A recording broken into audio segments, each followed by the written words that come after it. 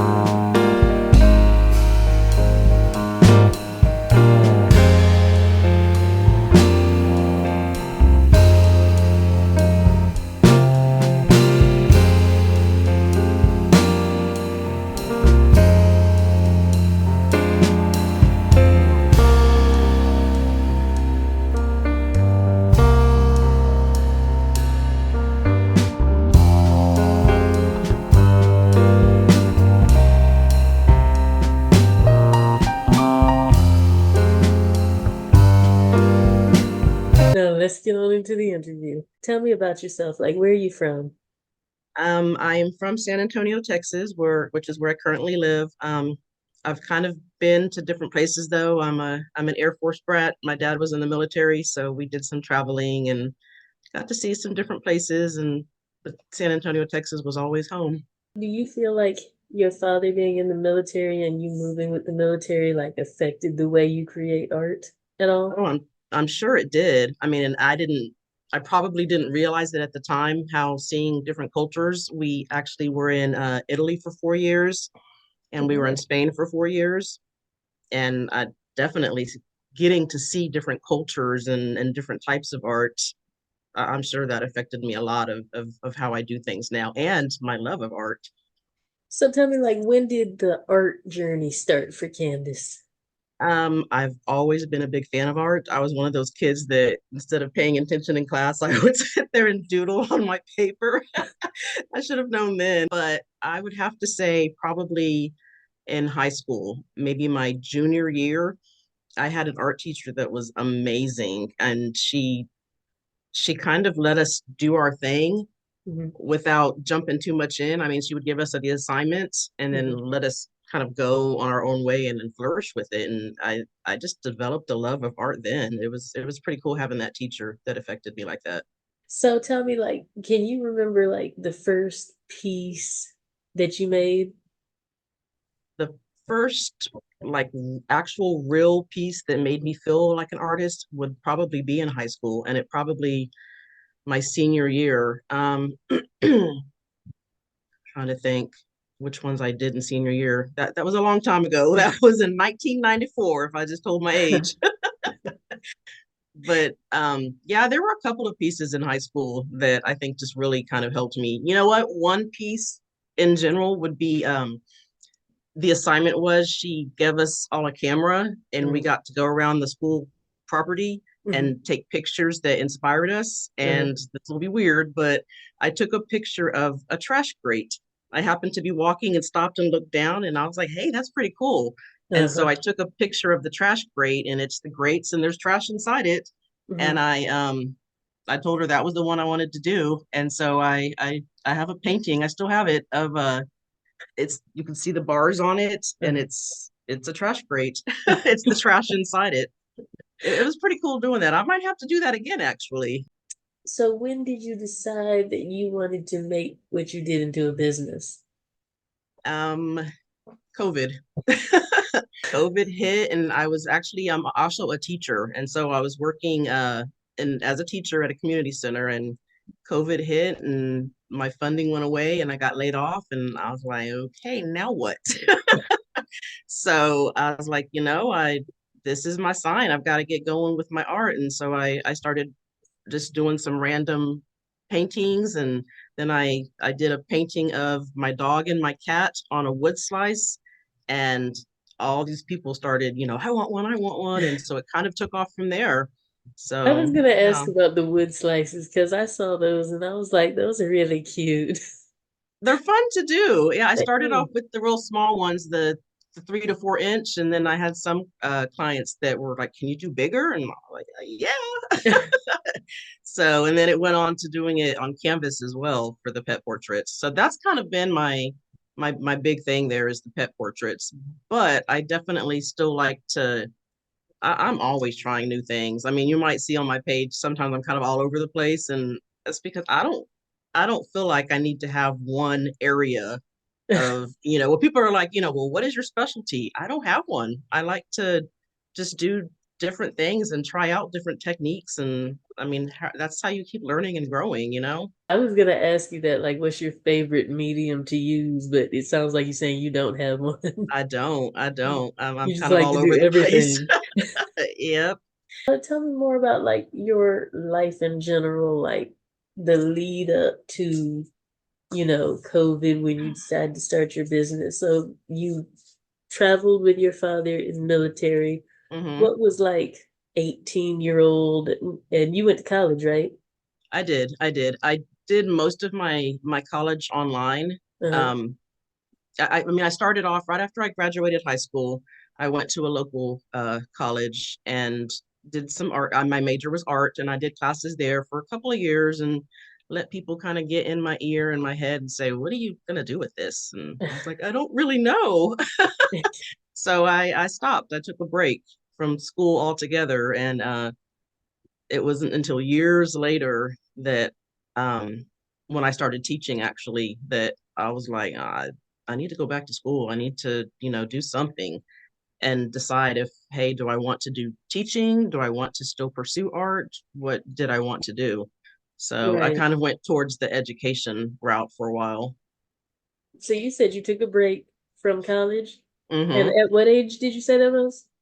Well, I went right after schools, after high school, so 18. So probably from 18 to maybe 20. That's when I went the first time, and that And, was when I was all about my art there. mhm. And when did you go back to school? Oh goodness, it was 2000, maybe 2005, 2006, Oh, so you and I took a long started. I did, yes. It took a was. long break. Wow. It was a breather for me. But had you continued to do art the whole time though? Oh no, I did. I did. Definitely not as much as I do now. I mean, I kind of would just dabble here and there and just kind of do a few things. But honestly, I think I started to kind of get back into my art when it was after I was done working for the school district. I actually found a job online as a traveling watercolor teacher. Oh, And cool. your face. Interesting. Exactly. So I needed to find out more about that. And what I did was I actually I went into assisted livings and nursing homes and retirement communities and taught watercolor lessons. And so it was cool. I did that for a little bit. And that's actually how I got into watercolor because before that I could not stand watercolor. And so I was having to kind of teach myself again how to use watercolor just so that I can, when I go into these lessons, so that I knew what I was doing pretty much. Because you said you had stopped college. When you went back to college, was your major still art or no more? No, no, Okay. that was when it was my major was education. So education was then my new route. But I mean, like I said, the arts never left me. It's kind of always been there. And it's funny because I would actually like years would go by that I really wasn't doing any, and I Mhm. would be scared to try it again because I was like, well, what if I can't still do it? What if I don't still have that in me? But I've always been able to pick it back up and Mhm. do it again. So, Tell me about the wood slices because that's different from like a regular canvas, right? oh yeah, no, I definitely had to kind of live and learn with those. For one, they were such a smaller surface than I was used to doing, Mhm. so I was like doing some serious detail work. Um, I needed to learn that they cracked easily. Mhm. So like there were a few that I would order them in bulk and then I would get them and go through them and a lot of times like a ton of them would be already broken or cracked, so they'd go Uh-huh. in the garbage, and there goes part of my money. And then also, once I already did the painting on, if I didn't seal them right away, Mhm. they could still like warp or crack. So that was something else I kind of had to learn on my own, was okay, I've got to seal them pretty quickly. Did you always sell your art or did you just always do art? I mean, there would be a few times that people would ask me, hey, are you selling your work? And if they were interested in a certain piece, I would go ahead and sell it to them. Uh-huh. But I didn't really start getting into selling until COVID. Okay. And it seems like all artists have this problem about the business part of art. Do you feel that too, or did you already have it pretty good, whereas other people don't because you might have known more about the business or what? No, that's definitely, I mean, I'm still learning about the business side of it. I'm still, making mistakes, and it's just it's a growing thing, a learning thing. I sometimes joked with my mom, and I'm like, hey, you want to do my business side and handle all that? And she just looks at me like, whatever. So in COVID, you decided to make your business, but like I feel like you have to go into that with confidence, you know what I mean? Like, because they do say that the majority of small businesses fail within the first 6 months to a year or something Yeah. like that. But saying, so what made you confident enough that it's like, hey, I can do this, and sell my Um, art? because I've got family. My family was kind of like, I mean, they've kind of always wanted me to do my own business, and I've just been like, yeah, whatever. And but when you're given kind of no choice as to what Mhm, you're gonna do, you kind of just, I think you have to just gain that confidence. I mean, I know that I do good work, mhm, and I've made people happy with my work. I make myself happy with my work. mhm. So I think that's kind of just where the confidence came from, was knowing that I needed to do this, and then having my family's love and support in this journey, and just kind of pushing me and being like, you're doing great at this. The pet portraits, how do you decide to just do that? I have no idea. It just came to me. I just, like I said, I just was like trying to figure out things that I wanted to paint, and painting just random things. And that's when, I want to say, the first painting I did was my dog. Uh and Yeah, I kind of just went for it, and turned out cute. And Because I feel like those are really big right now too. Like, but who thought to hmm do that? they are a big thing right now. And another thing is, uh this goes back kind of to the business thing, is struggling with, how am I going to price things. Right, And that's exactly. always been a struggle for me. And for me, it's just a matter of, I want to be fair with my prices, Hmm. but I also want to be fair to myself, Right. because of the time that I put into it, along with supplies. Hmm. So I mean, my prices are lower than most people that do pet portraits, because I've looked it up. But like I said, I mean, that's kind of one thing that brings in my clients, is my prices are fair, and I do good work. So Right. I think that If your life was a book, what would it be called? oh my, no, no, it wouldn't be. Oh my goodness, no. I don't know. Maybe for some reason I've always had in my head, and this will probably sound funny, a flower's bloom. Okay. And only because, I mean, I've always had this fascination with flowers. And that, honestly, that's what, when I first started painting back in high school, college years, I did a lot of flowers. And but for me, flowers blooming, I mean, it can mean different things. A flowers bloom could be, my process as I bloom, and I feel like I'm always blooming and growing. Mhm. Um, but then it also could mean, a flowers bloom. Like I just love the depth of flowers and stuff. And but I kind of think it's the other part better, of just, it's me, my journey and my growth, and I'm continuously blooming. I haven't Right. wilted. Still blooming. Do you have like a favorite piece you've ever done? Yes, it was my first large piece that I did, and it was or is 30 by 40, I want to say. Oh, And okay. it's actually hanging in my room. That's one piece that I've never sold because something about that piece. For one, I did it out of high school. So right when I started my first years of college, Hmm. I did it there. And to be able to do that large piece, Hmm.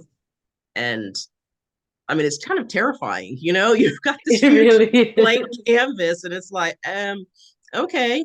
And I'd never worked large before, and so I don't know, that's my favorite piece. It's actually a photograph of some close-up flowers, and it's Uh, like a rose and an iris, and I used all the reds and orange and yellows. It's just got those nice warm colors to it, and mhm. yeah, that's my favorite piece. I'm never letting that one go. Do you I've have had a people ask too. do you have a least favorite piece? Now I have a lot of least favorite pieces. I've got Like that's one of your least little. favorite pieces? It's not. I'm not crazy about it, but but I liked that I experimented. Like it's got this texture on it, and I go through these phases with texture where I'm just like, let me try this and see what happens. And When you started back in COVID, like how did you start? I kind of think just when I started doing some of my paintings Uh-huh. and posting them on social media, and I Mhm. was getting some attention from that. Mhm. I think that's what kind of helped me to, and then when I started getting people actually asking me, and I was getting those commissions in for lots of pet portraits, and I think that's how I just kind of jumped into it. And and I've seen, my my brother-in-law owns his own business, and I watched him start up and do all that and get that going, and the struggles and the joy out of it. And I think it goes back again to family. I've got that family there that just kind of got me those extra nudges and stuff, and just kind of helped me. I assume, because I don't know, but I know I've been late on orders before. Tell me about commissions for a painter, you specifically, because commissions can make you or they might be able to break you. Yeah, no, I try and so what I've done, like right now I'm super slow with commissions, but like around the holidays, Mhm. what I do is I kind of have like a list, and Right. I'll tell people, hey, you've got maybe there's 5 other orders ahead of you. Okay. So I kind of give them a time frame of what I think will be appropriate and let them know, as soon as I'm done with that last order, yours Mm. begins, Right. and I kind of just try and give them a good time because a lot of them want to know, well, how long how long is it going to take until I get this? And I kind of give Right. them an estimate and tell them, hey, this is, it could be more or less, Right. and just try and do it that way. For the most part, I think I'm pretty good with staying on time with my commissions and getting stuff done. Um, I kind of think that's the only thing is just I have to prioritize myself pretty much Right. when it comes to what needs to be done. And I know, like, especially with the pet portraits, I kind of know like how long it's going to take me to do something. Yeah, I don't, yeah. What do you call your art style? I don't think I really have a particular art style. I mean, all over the place is kind of all I can think of. For real, I think it is. Maybe I should change the name of my business. It's All all over over the the place. place. What goals do you have for your art?